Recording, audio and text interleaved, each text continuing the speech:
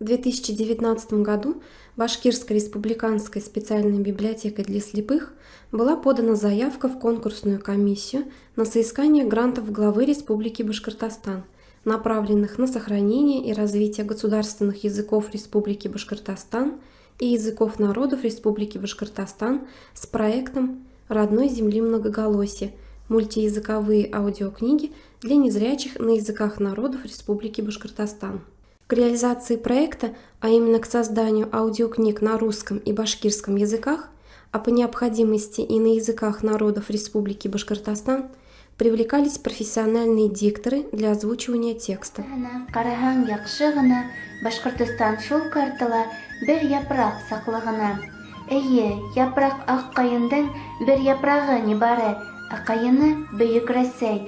Для того, чтобы как можно большее количество инвалидов по зрению могли познакомиться с аудиокнигами на языках народов Республики Башкортостан, с пособиями с рельефно-графическими рисунками об истории и традициях народов Республики Башкортостан, библиотека для слепых будет организовывать презентации пособий и аудиокниг. Заключительным этапом проекта является передача изданий аудиокниг на языках народов Республики Башкортостан и рельефно-графических пособий в 8 базовых библиотек республики и в филиалы специальной библиотеки для слепых